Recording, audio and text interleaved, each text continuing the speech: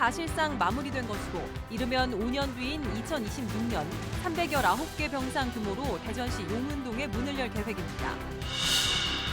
충청남도의 역점 사업인 서산공항 건설 사업이 정부의 예비타당성 조사 대상에 포함됐습니다. 충남도와 서산시는 예타가 무난하게 통과될 것이라며 2026년 완공 계획을 밝혔습니다.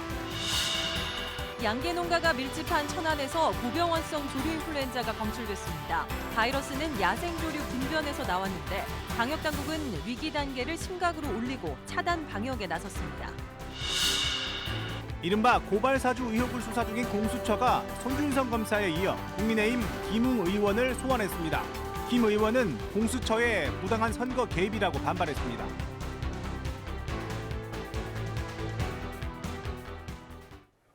여러분 안녕하십니까? 대전, 세종, 충남 7시 뉴스입니다.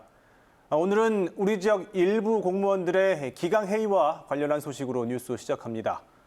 병가를 낸 뒤 해외여행을 다녀오고 또 근무 시간 중에 해외여행을 떠났습니다. 일반 직장인들이라면 상상하지 못할 일을 한 이들, 바로 대전 동구 소속 공무원들이었습니다. 대전시 감사 결과 적발된 공무원이 16명이나 되는데 공직 기강 회의가 도를 넘었습니다. 정재훈 기자입니다. 대전시 동구 공무원 A씨, 2019년 6월 불안장애 진단서를 제출하고 20일에 병가를 받았습니다. 그런데 최근 대전시 감사 결과 병가 기간에 열흘 동안 친구와 함께 스페인으로 해외여행을 다녀온 사실이 뒤늦게 드러났습니다. 감사 과정에서 A씨는 갑자기 떠난 여행이라고 해명했지만 병가를 내기 2달 전 항공권을 미리 예약했고 여행 중 진료나 치료도 받지 않은 것으로 확인됐습니다. A씨뿐만 아니라 휴가를 사용하지 않고 근무 중 무단으로 해외여행을 떠난 공무원도 상당수 적발됐습니다. 같은 대전시 동구 공무원 B씨는 2018년 4월 말레이시아로 여행을 떠나면서 저녁 비행기를 타려고 당일 오후 2시에 휴가를 쓰지 않은 채 무단 퇴근했습니다. 또 다른 동료 C씨는 2018년 5월 태국 여행을 위해 오후 4시에 퇴근한 것으로 기록하고 인천공항에서 6시 20분 출국했습니다. 불과 2시간 20분 만에 대전에서 인천까지 198km를 이동해 출국 수속까지 마쳤다는 건데 대전시는 물리적으로 불가능하다며 근무지 이탈로 적발했습니다. 심지어 한 공무직 직원은 2019년 1월 유급 휴가가 없는 상황에서 근무를 한 것처럼 속이고 일본 여행을 떠나기도 했습니다. 전 직원 대상으로 공무 교육을 한번 실시하고 그리고 이제 감사기하고 같이 합동으로 부서별 공무 점검을 갈 예정입니다. 그러나 대전 동구는 감사 결과 16명이 적발됐는데도 7명에게는 가장 낮은 수준인 견책 또는 불문에 솜방망이 징계를 내렸고 9명은 징계조차 하지 않았습니다. KBS 뉴스 정재훈입니다. 천안의 하천변에서 채취한 야생조류 분변에서 고병원성 조류 인플루엔자 AI가 검출됐습니다. 고병원성 AI가 야생조류에서 확인된 건 지난 3월 이후 7개월 만인데 방역당국은 위기 단계를 격상하고 차단 방역에 돌입하면서 가금류 농가들도 바짝 긴장하고 있습니다. 박연선 기자입니다. 충남 천안 곡교천입니다. 천변을 따라 고병원성 조류 인플루엔자 AI가 발생했다는 안내 표지판이 설치됐고 반경 500m 내 사람과 차량 출입이 통제됐습니다. 지난달 26일 곡교천 내 모래톱에서 채취한 야생조류 분변을 검사했더니 H5N1형 고병원성 AI가 확인됐습니다. 국내 야생조류에서 고병원성 AI가 확진된 건 올해 동절기 들어서는 처음입니다. 감염이 확인된 곳은 충남의 대표 양계농가 밀집 지역으로 반경 10km 내 천안과 아산, 세종 등 3개 시군에서 135개 농가가 닭과 오리 등 가금류 303만여 마리를 키우고 있습니다. 지난해 AI에 감염되거나 예방 목적으로 200만 마리 넘는 가금류를 처분한 천안 등 일대 위기경보 단계를 주의에서 심각으로 격상하고 반경 10km의 가금류 이동을 통제했습니다. 또 식용달걀 반출 시 간이 검사를 하도록 하고 분변 반출도 제한했습니다. 모든 출입하는 차량에서 사람에 대해서 소독을 철저히 하고요. 그다음에 이제 혹시 폐사하거나 아니면은 이상스러운 가축이 있을 경우 즉시 신고해 주실 것을. 올해도 고병원성 AI가 확인되면서 AI 확산 방지에 비상이 걸렸습니다. KBS 뉴스 박연선입니다. 네, 오늘 코로나19 신규 확진자 수는 2,667명으로 전날 대비 1,000명 넘게 늘었습니다. 규모로만 봐도 역대 네 번째입니다. 수능을 앞두고 정부는 학교 방역을 강화하는 한편 내일부터는 특별 점검단을 구성해 방역 취약 시설을 점검하기로 했습니다. 석혜원 기자가 보도합니다. 서울 강북구 고등학교에서 발생한 집단 감염으로 지금까지 15명이 확진됐습니다. 서초구 꽃 도매시장 관련 감염도 이어지면서 누적 확진자는 86명으로 늘었습니다. 감염 확산이 이어지면서 서울에서는 하루 사이 1,000명 넘는 확진자가 발생했습니다. 전국의 신규 확진자는 2,667명으로 이 가운데 78% 이상이 수도권에 집중됐습니다. 사망자는 하루 새 18명 늘었고 위중증 환자는 378명으로 31명 증가했습니다. 특히 위중증 환자의 80%는 60대 이상 고령층으로 나타났습니다. 주간 확진자를 보면 하루 평균 2,030명의 확진자가 나와 전주보다 41% 증가했습니다. 정부는 대학 수학능력 시험이 2주 앞으로 다가오고 전면 등교가 예정된 만큼 학교 방역을 강화하겠다고 밝혔습니다.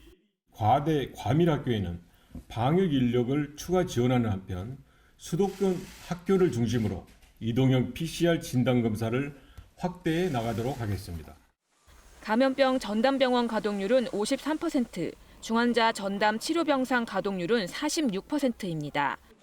코로나19 백신 접종 완료자는 하루 새 8만 7천여 명 늘어 접종 완료율 75.7%를 기록했습니다. 백신 1차 접종은 인구의 80% 이상이 받은 것으로 집계됐습니다. 정부는 요양병원과 시설의 종사자와 입소자에 대한 추가 접종을 신속하게 시행하기로 했습니다. 2차 접종 이후 6개월 후에 실시하는 것이 원칙입니다. 그러나 4주 내에서 앞당겨 실시할 수 있도록 조치하였습니다. 정부는 내일부터 2주간 정부 합동 특별 점검단을 구성해 방역수칙 위반 행위를 집중적으로 단속하기로 했습니다. KBS 뉴스 석혜원입니다. 대전과 세종, 충남에서는 오늘 하루 코로나19 확진자 128명이 추가됐습니다. 대전에서는 원룸 공사 현장과 관련해 외국인 노동자 8명이 추가로 감염돼 누적 확진자가 12명으로 느는 등 19명이 추가로 확진됐습니다. 충남에서는 모두 88명이 확진됐습니다. 천안과 금산에서 지역 아동센터와 인삼 가공업체 집단 감염 등으로 각각 37명과 23명이 확진된 것을 비롯해 논산 13명, 아산 3명 등 10개 시군에서 확진자가 잇따랐습니다. 세종에서는 서울 확진자의 직장 동료 1명이 확진됐습니다. 지역의 수건 사업이었던 대전 의료원 건립 사업이 추진 25년 만에 본궤도에 올랐습니다. 올해 초 예비 타당성 조사가 면제된 뒤 이번에 기재부 심사를 통과하면서 사실상 행정 절차를 마무리하고 내년 설계에 들어갈 전망입니다. 이정은 기자가 보도합니다. 코로나19 확진자가 연일 최대치를 경신하던 지난 9월, 지방의료원이 없는 대전은 종합병원의 병상을 빌려 중증 환자를 치료하느라 매번 병상 부족에 시달렸고 대전 지역 환자는 툭하면 다른 지역으로 이송되는 불편을 감수해야 했습니다. 이딴 감염병 발생에 지역 거점 공공의료기관의 필요성이 부각되면서 정부가 올해 초 대전의료원 건립 사업의 예비타당성 조사 면제를 결정했습니다. 그리고 10개월 만에 기재부의 사업계획 심사를 통과하면서 대부분의 행정 절차가 마무리됐습니다. 기재부 심사 결과 건설비와 지가 상승 등으로 총 사업비는 기존 1,300억 원에서 1,700억 원으로 늘었고 이 중 국비 지원은 500억 원으로 나머지 1,100억 원은 대전시 부담으로 결정됐습니다. 장소와 규모는 계획대로 대전 동구 용운동 일원에 21개 진료과와 319개 병상을 갖춘 종합병원급 의료원으로 확정됐습니다. 코로나19 등 신종 감염병이 발생했을 때 의료원 전체를 전담병원으로 전환해서 격리병상과 의료 인력을 확보하고 신속한 대응으로 대전시는 내년 사업계획을 수립하고 2024년 착공에 2026년 개원을 목표로 본격적인 건립 절차에 착수할 계획입니다. KBS 뉴스 이정은입니다. 네, 대전의료원과 관련해서 조정아 기자와 좀 더 자세히 이야기 나눠보겠습니다. 자, 조 기자. 앞선 조 기자의 리포트에서도 봤지만 대전의료원 건립이 기획재정부의 적정성 검토 통과로 탄력을 받게 됐습니다. 25년이라는 긴 시간이 걸렸고 또 과정도 쉽지 않았어요. 네, 대부분의 지역 수건 사업이 그렇지만 대전의료원의 건립 역시 추진 과정에 우여곡절이 많았습니다. 대전의료원 건립에 대한 논의는 지난 1992년 시립병원 설립 추진 건의안이 대전시의회에 처음 제출되면서부터였습니다. 네. 이후 진행 과정이 10년이 훨씬 넘게 지지부진하다가 2007년 공공병원 설립 시민대책준비위가 발족되고 대전시의회의 설립 추진특위가 본격 구성되면서 그 뒤 수십 차례에 걸쳐 시의회 토론회와 대정부 건의, 또 타당성 조사 용역 등이 활발하게 진행됐는데요. 예. 결정적으로 공공의료의 필요성이 제기됐던 건 지난 2015년 메르스 사태였습니다. 다들 기억하시겠지만 처음 겪는 대규모 감염병 사태인데다 이를 대응할 만한 공공의료기관이 마땅치 않아서 많은 혼란을 야기했었는데요. 그랬었죠. 메르스 사태를 겪은 뒤 대전 시민 수십만 명이 서명운동을 벌이기도 했었고요. 또 2017년 문재인 대통령의 공약 추진 사업으로 선정돼서 사업이 급물살을 타는가 싶었는데 정부는 늘 설립 비용이나 또 운영 적자 등을 감당하기 어렵다. 이런 경제성 논리를 앞세워서 대전시의 요구를 외면해 왔습니다. 예, 대전시가 오늘 최종 사업 계획서는 발표했지만 행정 절차가 하나 더 남아 있는 걸로 알고 있는데요. 어떤 절차가 남은 겁니까? 네, 말씀하신 것처럼 대전의료원 건립을 위한 행정 절차가 모두 끝난 것은 아닙니다. 기획재정부 사업계획 적정성 검토를 통과했다는 것은 쉽게 말해서 구분응선을 넘었다라고 볼 수 있습니다. 다음 달부터 2달여 동안 행정안전부가 진행할 중앙투자심사가 아직 남아있기 때문인데요. 네. 중앙투자심사에서는 대전시가 제출한 최종 사업계획서를 토대로 사업비 적정성 등을 심의하는 건데요. 일각에서는 대전의료원 건립사업이 예비 타당성 면제 사업인데다 또 이미 KDI나 기획재정부 등 여러 기관의 행정 절차를 마친 사안인데 굳이 한 번 더 심의를 진행할 필요가 있냐, 예. 또 비효율적인 행정 절차 아니냐 이런 비판의 목소리도 나오고 있긴 합니다. 일단 대전시는 기획재정부의 적정성 검토를 무사히 통과한 만큼 중앙투자심사도 순조롭게 진행될 것으로 보고 있습니다. 중앙투자심사까지 마치면 2026년 완공을 목표로 대전의료원 건립 사업은 본격 추진됩니다. 예, 그렇군요. 이제 마지막으로 대전의료원이 설립되면 지역에서 어떤 역할을 하게 되고 또 경제적 효과는 얼마나 될지 한번 짚어주실까요? 네, 공공의료원은 기본적으로 기존의 민간 병원과 달리 장애인이나 취약계층 등 의료 접근성이 떨어지는 시민들에게 의료 서비스를 제공하게 됩니다. 특히 응급출산이나 당뇨병 등 만성 질환 치료, 또 재활치료, 임종 환자에 대한 호스피스까지 보통 민간 병원들이 수익성이 낮아서 기피하는 각종 보건의료를 담당하게 되는데요. 네. 그러다가 이번 코로나19와 같은 감염병이 발생했다. 이렇게 되면 감염병 전담병원으로서 역할이 전환되고요. 예방대책 수립부터 역학조사방 구성, 또 격리병동 운영까지 컨트롤타워 역할을 하게 되는 겁니다. 한국개발연구원 분석에 따르면 대전의료원이 설립되면 전체 생산 유발 효과는 1,752억 원, 또 고용 유발 효과는 1,287명, 또 취업 유발 효과는 1,430명으로 분석됐는데요. 이에 따라 대전시는 대전의료원 건립을 통해서 지역 경제 파급과 대규모 일자리 창출도 기대하고 있습니다. 알겠습니다. 여기까지 듣겠습니다. 조정아 기자 수고했습니다.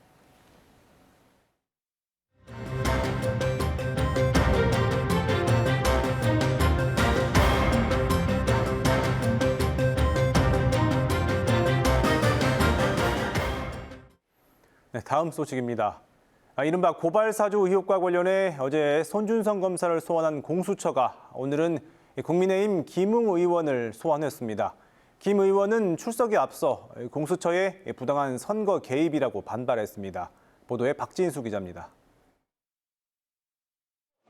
국민의힘 김웅 의원이 고위공직자 범죄수사처에 출석했습니다. 고발사주 의혹 사건의 피의자 신분인데 공수처 조사를 받는 첫 현역 의원이 됐습니다. 오늘 오전 9시 45분쯤 공수처에 나온 김 의원은 공수처의 선거 개입이라고 반발했습니다. 수사 과정을 보시면은 공상 비밀이 계속 누설이 되고 있고 피의 사실 공표는 하루가 멀다 하고 지금 이뤄지고 있습니다. 특히 김 의원과 제보자 조성은 씨 간의 통화 녹취록에 윤석열 당시 검찰총장이 지시했다든지 협의했다든지 등의 내용은 없다며 고발 사주라는 건 실체가 없는 것이라고 강조했습니다. 또 박지원 국정원장과 조 씨의 공모 의혹에 대한 수사는 이뤄지지 않고 있다고 말했습니다. 김 의원은 총선을 앞둔 지난해 4월 손준성 당시 대검 수사정보정책관으로부터 여권 인사의 고발장 등을 받아 당시 미래통합당 선대위 부위원장이었던 조 씨에게 전달한 혐의를 받고 있습니다. 특히 조 씨와의 통화에서 저희가 초안을 작성하겠다 등 검찰이 관여된 듯한 표현을 써 의혹의 핵심 인물로 꼽힙니다. 공수처는 김 의원을 상대로 고발장 등을 누구로부터 넘겨받았는지, 윤 전 총장이 개입되어 있는지 등을 추궁할 계획입니다. 손 검사에 이어 김 의원까지 핵심 인물에 대한 조사가 이뤄진 만큼 공수처의 수사도 속도를 낼 것으로 보입니다. KBS 뉴스 박진수입니다. 민주당 이재명 대선 후보가 선대위 첫 회의에서 전국민 재난지원금 추가 지급을 적극 추진해달라고 거듭 당부했습니다. 김부겸 국무총리는 당장은 재정 여력이 없다고 난색을 표했습니다. 국민의힘은 최종 대선 후보 선출을 이틀 앞두고 오늘부터 일반 국민을 상대로 한 여론조사를 시작했습니다. 정치권 소식 손서영 기자가 정리했습니다. 민주당 이재명 후보가 전국민 재난지원금 추가 지급을 추진해달라고 당에 공식 요청했습니다. 첫 선대위 회의에서 코로나19로 광범위한 피해를 입은 민생을 보살펴야 한다며 이같이 말했습니다. 재정 건전성 우려에 대해선 대한민국은 가계부채 비율이 높고 국가부채 비율은 세계에서 가장 낮은 비정상적 상태라고 강조했습니다. 다만 김부겸 국무총리는 오늘 라디오 방송에 출연해 당장은 재정 여력이 없다고 난색을 표했습니다. 그러면서 내년 예산은 국회에서 심사 중이니 국회에서 논의를 해주면 모르겠다고 덧붙였습니다.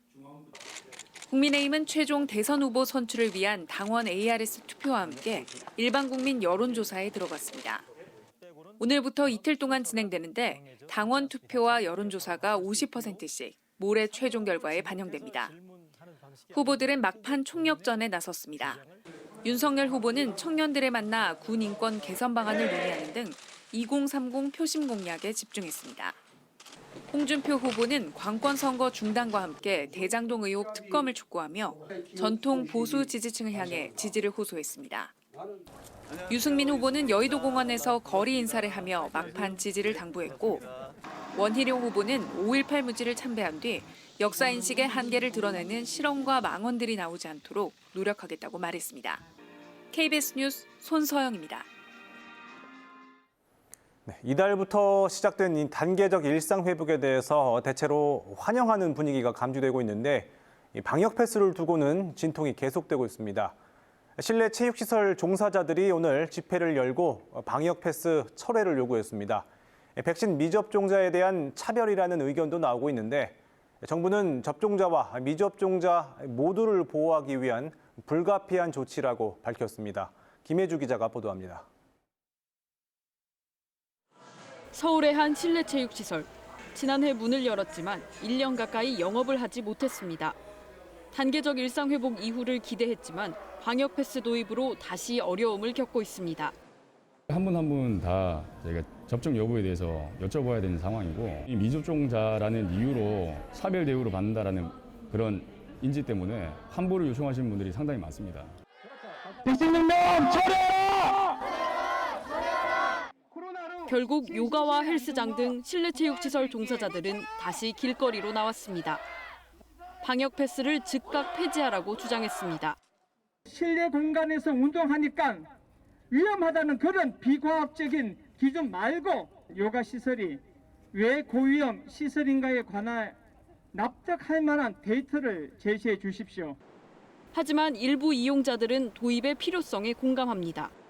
도입하는 게 맞다고 생각해요. 왜냐면 이제 저도 필라테스를 하는데 가끔 가다가 마스크 내리고 숨 쉬시는 분들이 계셔서 걱정도 되고. 다만 필요성에는 공감하지만 접종을 강요하는 것으로 느껴진다는 의견도 있습니다. 백신을 맞아야만 뭔가 할 수 있게 지금 시스템이 다 자꾸 바뀌고 있는 건 조금 위험하다고 생각은 해요. 정부는 감염 위험성을 고려한 불가피한 조치라며 일상회복 단계에 따라 점차 해제해 나가겠다는 입장입니다. 일상회복 과정에서 아무래도 감염의 위험성이 커지기 때문에 감염에 취약한 취약시설들이나 혹은 좀 위험도가 높은 시설들에 대해서는 한정적으로 단기간 방역 패스를 적용하겠다는 것이 오늘 집회를 연 실내체육시설 종사자들은 내일은 정부를 상대로 손실보상을 요구하는 집단소송을 제기하기로 했습니다. KBS 뉴스 김혜주입니다. 서울시가 고 박원순 서울시장 시절 진행된 베란다형 태양광 사업에 참여한 업체 32곳에 대해 고발과 수사 의뢰 조치를 했다고 밝혔습니다. 태양광 시설을 설치하면서 무자격자가 시공하게 하거나 불법 하도급을 준 혐의 등입니다. 이지훈 기자가 보도합니다. 서울시 감사위원회가 태양광 협동조합 등 11개 베란다형 태양광 업체를 지난달 15일 서울경찰청에 고발했다고 밝혔습니다. 베란다형 태양광 시설을 무자격으로 시공하거나 명의대여 또는 불법 하도급을 시행해 보조금을 가로챈 혐의입니다. 서울시는 지난 2년간 SH 임대아파트에 설치된 베란다형 태양광 시설 6,900여 건을 조사해 이 같은 불법 행위를 적발했다고 밝혔습니다.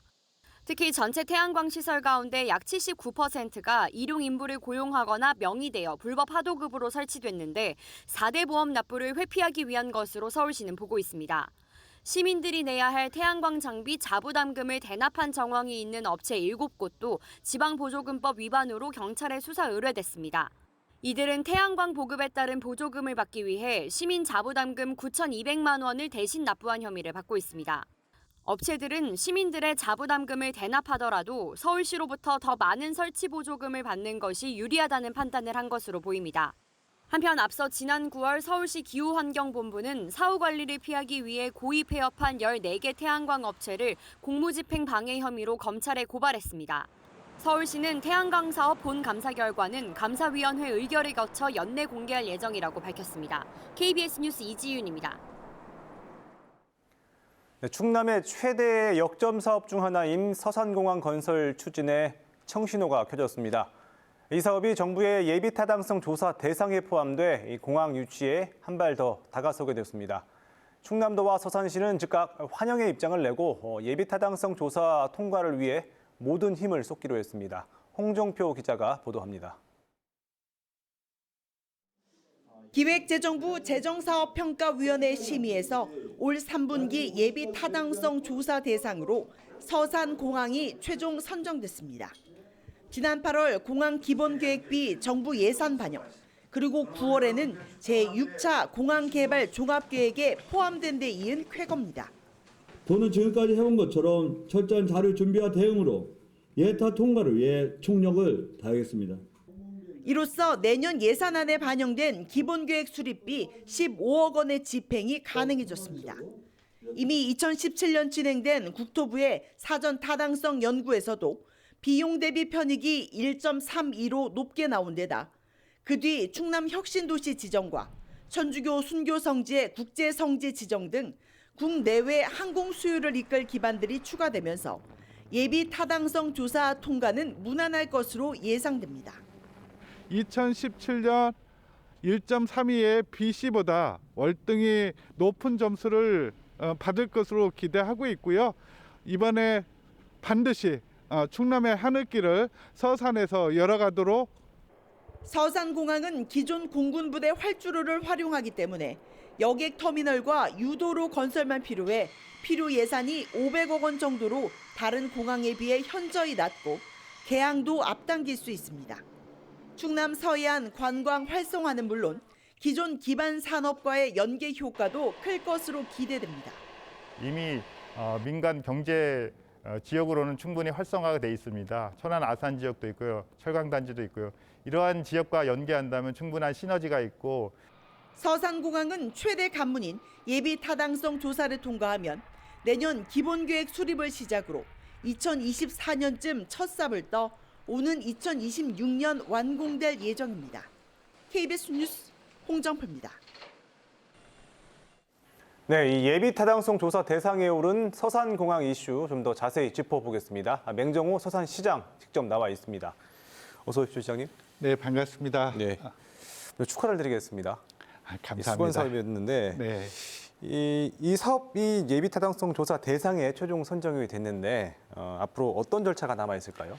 일단 예비 타당성 조사 대상 사업으로 선정이 되면은 예. 타당성 조사를 해야 되잖아요. 네. 그래서 타당성 조사를 하는 기관을 좀 선정하고 기관이 선정이 되면은 타당성 조사가 진행이 될 텐데 짧게는 6개월에서 10개월 정도 소요가 될 것 같습니다. 그래서 경제성 분석은 내년 안으로 마무리될 것으로 저희는 예상하고 있습니다.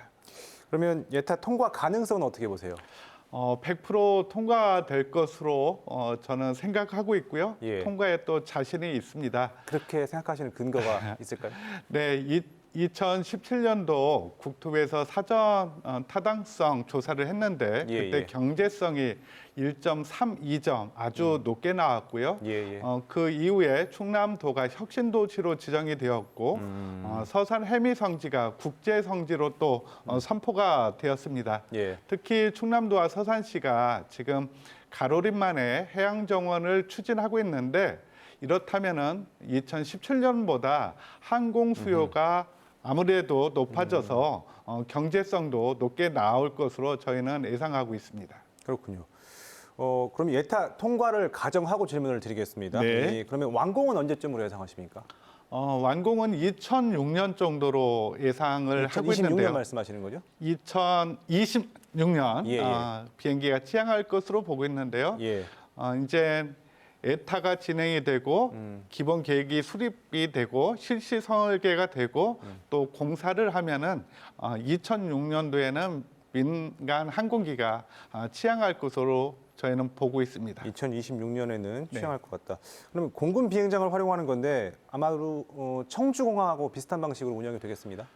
청주공항도 공군 비행장을 이용하다 보니까 청주 비행장과 서산 비행장 운영 방식은 비슷할 거로 보고 있고요. 서산공항이 국내선 위주로 그동안 고민이 되었는데 청주공항처럼 국내선뿐만 아니라 국제선까지 좀 확대되었으면 하는 그런 바람을 갖고 있습니다. 국제선까지. 네. 그러면 국제선은 아직 예정이 안 된 건가 보네요. 이번에 예타를 진행하면서 국제선도 좀 검토가 이루어질 것으로 저는 보고 있습니다. 이 공항이 운영이 되면 우리 지역에는 어떤 효과를 기대하고 계십니까? 일단 충남의 서부 지역 분들이 그동안 항공교통에 좀 사각지대에 놓여 있었는데 이제 공항을 이용하는데 많이 편리해질 거고요. 또 공항이 들어선다면 국내뿐만 아니라 외국의 관광객들이 충남을 찾을 일들이 저는 많아진다고 봅니다. 특히 충남의 서북부 지역은 대한민국의 경제를 이끄는 많은 기업들이 있는데 기업의 물류 비용 절감에도 큰 도움을 줄 것으로 예상하고 있습니다. 그렇군요. 그런데 사실 우려도 있습니다. 이 서산이 상대적으로 인천이라든지 국제공항이 있는 인천이라든지 서울과도 가깝고 또 지금 전북에서는 예타가 면제된 새만금 공항이 추진 중인데요. 혹시 이런 이유 때문에 서산공항이 이용자가 없어서 유령공항이 될 우려 있는데 어떻게 생각하십니까? 유령 공항이 되어서는 안 되겠죠. 그래 안 되게 노력을 할 거고요. 2017년도 사전 조사 때 항공 수요가 37만 명 정도 예측이 되었습니다. 연간이요? 네네. 이런 항공 수요는 양양공항, 군산공항보다도 월등히 높고요. 현재 정부에서는 서산공항 이외에도 울릉도공항, 흑상도공항, 백령도공항을 준비하고 있는데 이런 섬 지역의 공항과 육지인 서산공항을 연계하는 일, 즉 서산공항을 섬공항의 거점으로 만든다면 저는 유령공항의 우려는 덜 수 있다라고 보고요. 특히 해미성지가 국제성지가 되다 보니까 해외에 많은 천주교 순례객들이 올 텐데 순례객들의 전세기 특화공항으로 발전시켜 나간다면은 유령공항에서 또 벗어나고 또 서산공항이 활성화될 수도 있다라고 저는 확신합니다. 혹시 지자체 차원에서 이 공항 활성화를 위해서 준비하는 다른 사업들도 있으십니까?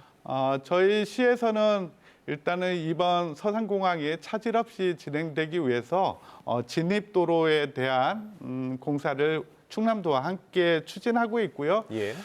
서산공항을 이용할 많은 분들을 위해서 서산공항이 위치한 해미를 국제적인 명품 도시로 만들기 위한 계획들을 지금 구상하고 있다는 말씀 드립니다. 알겠습니다. 오늘 말씀 여기까지 듣겠습니다. 시장님 고맙습니다. 네, 감사합니다.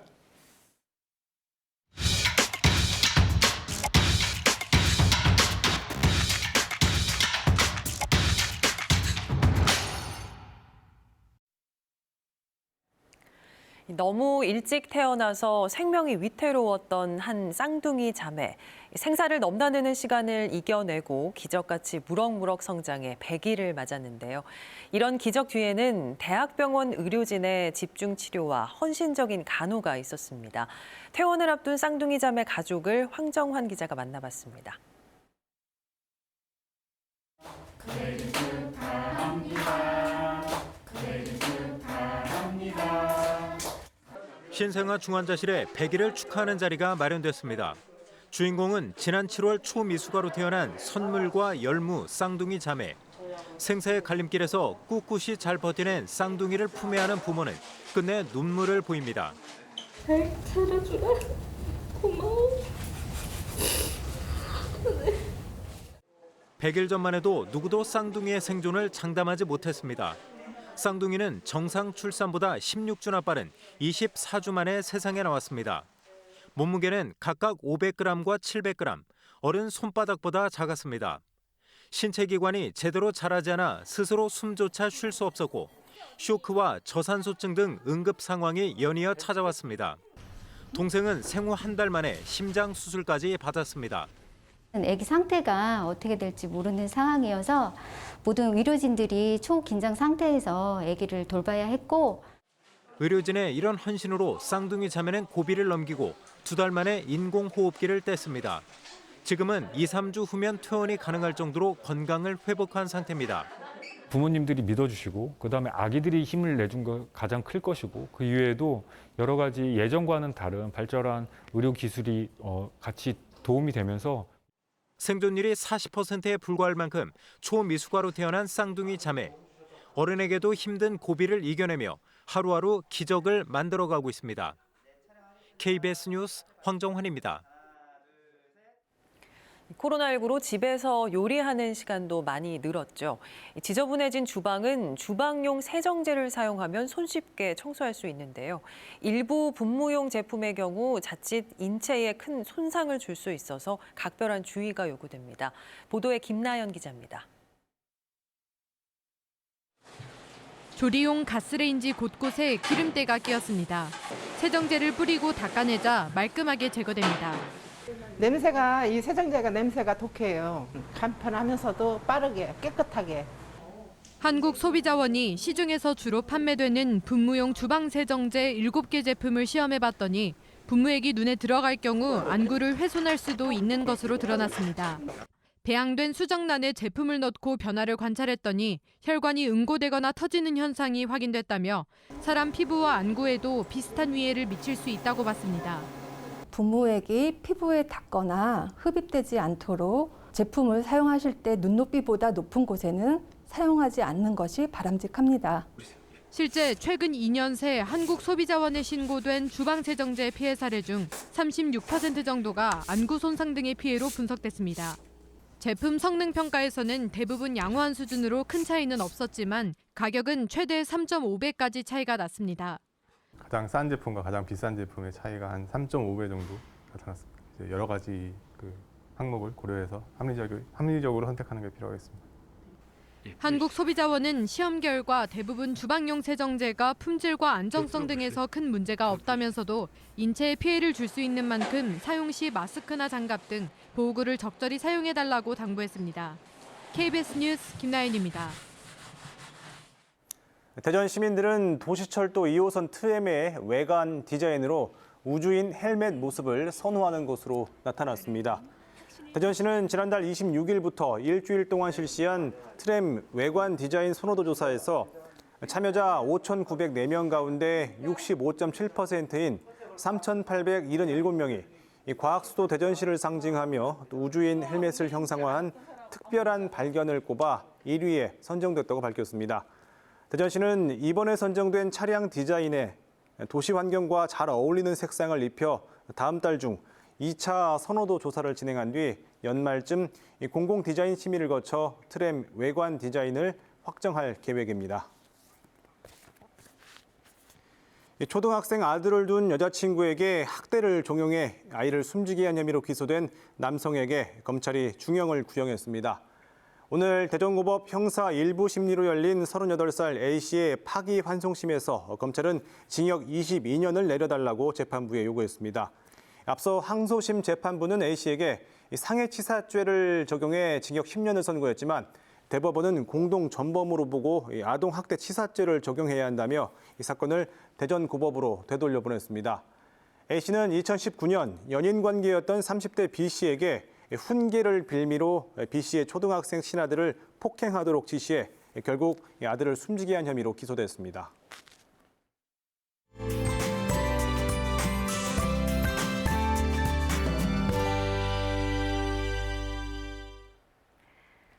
차츰 하늘빛이 흐려지고 있습니다. 오늘 밤부터 내일 새벽까지 충남 서해안과 충남 북부 내륙에는 가끔 비가 오는 곳이 있겠고요. 양은 5mm 안팎으로 많지 않겠습니다. 내일 아침에는 대부분 지역에서 맑은 하늘 드러나겠는데요. 충남 북부 서해안에는 오후 한때 1mm 안팎의 약한 비가 내리겠습니다. 내일도 아침까지 안개가 끼겠습니다. 특히 충남 서부 지역을 중심으로 가시거리 200m 미만의 짙은 안개가 예상돼 주의하셔야겠습니다. 국외 미세먼지가 유입되면서 내일은 종일 공기질이 탁하겠습니다. 호흡기 관리도 잘해주시기 바랍니다. 자세한 지역별 내일 날씨 보겠습니다. 내일 아침 기온은 금산과 공주가 5도, 한낮에는 세종 19도, 대전 20도로 일교차가 크겠습니다. 충남 북부 지역의 아침 기온은 천안이 5도, 아산과 서산 7도, 한낮에는 태안과 내포가 19도를 보이겠습니다. 충남 남부 지역의 아침 기온은 청양과 부여 5도, 낮 기온은 보령과 서천이 20도까지 오르겠습니다. 바다 물결은 비교적 잔잔하겠지만 오늘 밤부터 내일 새벽 사이 천둥 번개와 함께 돌풍이 부는 곳이 있겠습니다. 이번 주 일요일 오후부터 다음 주 수요일까지 비가 오겠는데요. 비와 함께 강한 바람이 불면서 기온을 크게 끌어내리겠습니다. 추위 대비 잘해주시기 바랍니다. 날씨였습니다.